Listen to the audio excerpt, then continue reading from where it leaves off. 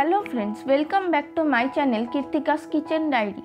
আজ চলে এসেছি আমার একটি কেকের রেসিপি নিয়ে। বাচ্চা থেকে বড় সকলেরই কিন্তু কেক ভীষণই পছন্দের। বিনা মাইক্রো ওভেনে, বিনা প্রেসার কুকারে, বিনা কনডেন্সড মিল্কে, বিনা বেকিং সোডাতে, বিনা বাটারে, বিনা ভ্যানিলা এসেন্সে, গ্যাসের মধ্যে টিফিন বাটিতে কিভাবে এই সুন্দর সফট স্পঞ্জি সিম্পল আর খুবই ইজি কাস্টার্ড কেক বানিয়ে নেওয়া যায়, সেই রেসিপিটা আমি আজকে আপনাদের সাথে শেয়ার করছি। আর ভিডিওটি ভালো লেগে থাকলে অবশ্যই একটি লাইক ও শেয়ার করে আমার চ্যানেলটিকেও সাবস্ক্রাইব করে পাশে থাকা বেল আইকনটি ক্লিক করে দেওয়ার অনুরোধ রইল। তাহলে চলুন দেখে নেওয়া যাক আজকের আমার এই রেসিপি। তো কেক বানানোর জন্য এখানে আমি সবার আগে একটা মিক্সার জারে হাফ কাপ পরিমাণে চিনি দিয়ে ভালো করে গুঁড়ো করে নেব।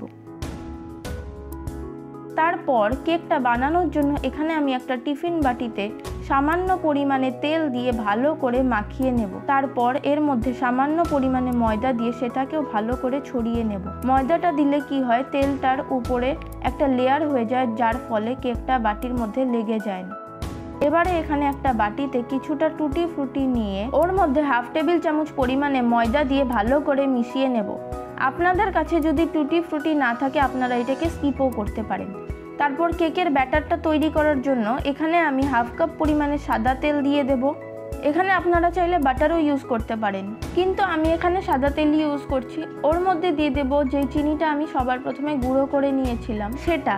এবার এটাকে আমরা একটা চামচের সাহায্যে 5 মিনিটের জন্য ভালো করে ফেটিয়ে নেব, যাতে এই তেল আর চিনির মিক্সচারটা আমাদের মিক্স হয়ে লাইট আর ফ্লাফি হয়ে যায়।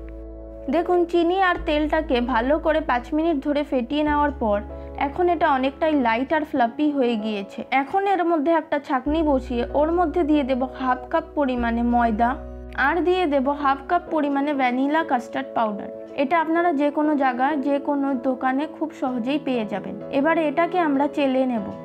চেলে নেওয়ার পর এর মধ্যে দিয়ে দেব 1.5 চা চামচ পরিমাণে বেকিং পাউডার আর দিয়ে দেব 1 কাপ পরিমাণে রুম টেম্পারেচারে থাকা দুধ।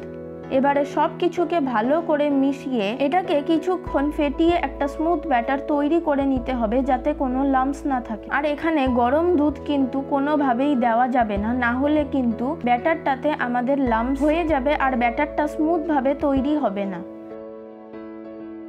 আর এখানে আমাদের ব্যাটারটাকে একদিকে ফেটাতে হবে, যাতে যে হাওয়াটা আছে ওটা ব্যাটারে ভালো করে মিক্স হয়ে যায়। তাহলে ব্যাটারটা আমাদের খুব ফ্লাফি হবে আর যে কেকটাও তৈরি হবে সেটাও আমাদের খুবই সফট তৈরি হবে। দেখুন, কেকটা আমাদের খুব ভালোভাবে ফেটিয়ে নেওয়া হয়ে গিয়েছে। লাস্টে এর মধ্যে দিয়ে দেব টুটি ফ্রুটি, যেটা আমরা ময়দার সাথে মিশিয়ে রেখেছিলাম। আর টুটি ফ্রুটির মধ্যে ময়দা দিলে কি হয়, টুটি ফ্রুটিটা কেকের নিচে বসে যায় না। তো দেখুন, আমাদের একদম স্মুথ একটা ব্যাটার তৈরি হয়ে গিয়েছে। এবার এটাকে আমরা যে টিফিন বাটিটা কেককে বানানোর জন্য রেডি করে রেখেছিলাম সেটাতে ট্রান্সফার করে দেব।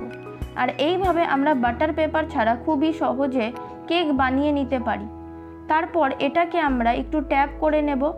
তারপর ওপর থেকে কিছুটা পরিমাণে সেমভাবে টুটি ফ্রুটির মতো ময়দা মেশানো কাজু কিশমিশ আর টুটি ফ্রুটি ছড়িয়ে দেব।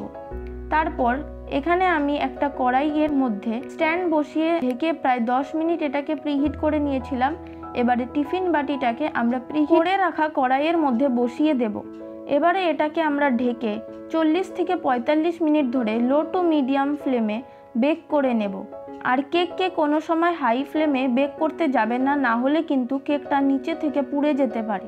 আর মাঝে মাঝে 10 মিনিট পর পর আমাদের কেকটাকে চেক করে নিতে হবে। আর মাইক্রো ওভেনে বেক করলে এটাকে 35 মিনিটের জন্য 180 ডিগ্রিতে বেক করে নিতে হবে। দেখুন, মোটামুটি 40 মিনিট পর ঢাকা খুলে কেকটাকে আমরা একটা ছুরি দিয়ে চেক করে নেব। দেখুন, ছুরিটা আমাদের একদম পরিষ্কার বের হচ্ছে, তার মানে কেকটা আমাদের ভালোভাবে বেক হয়ে গিয়েছে। আর আপনাদের যদি ছুরিটা পরিষ্কার না বের হয় তাহলে এটাকে আপনারা আরও 5 থেকে 10 মিনিট বেক করে নেবেন। এবারে কেকটাকে আমরা বের করে ভালোভাবে ঠান্ডা হতে দেব। দেখুন, কেকটা আমাদের খুব ভালোভাবে একদম ঠান্ডা হয়ে গিয়েছে। এবার এটার উপরে একটা প্লেট বসিয়ে এটাকে উল্টে দিয়ে হালকা ট্যাপ করে কেকটাকে বের করে নেব। দেখুন, কেকটা আমাদের একদম ভালোভাবে বেরিয়ে গিয়েছে। আর দেখুন, কেকটা কিন্তু আমাদের বাটির মধ্যে একদম লেগে যায়। তাহলে আপনারাও কিন্তু এইভাবে বাড়িতে বাটার পেপার ছাড়া খুব ইজিলি কেক বানিয়ে নিতে পারেন। কেকটা আমি আপনাদের কেটেও দেখিয়ে দিচ্ছি যে কতটা সফট আর স্পঞ্জি কেক আমার তৈরি হয়েছে। তাহলে আপনারাও অবশ্যই এভাবে বাড়িতে একবার কেক বানিয়ে দেখবেন। দেখতেই পেলেন আমি কতটা কত ইজি স্টেপসে কেকটা আপনাদের বানিয়ে দেখালাম, কতটা সফট আর স্পঞ্জি কেক আমার তৈরি হয়েছে। আর সব থেকে বড় কথা, কেকটা বানাতে আপনাদের খুব বেশি উপকরণের প্রয়োজন হবে না। এটা একটা খুবই ইজি কেকের রেসিপি। আর ভিডিওটি ভালো লেগে থাকলে অবশ্যই একটি লাইক ও শেয়ার করে আমাকে কমেন্ট করে জানাবেন।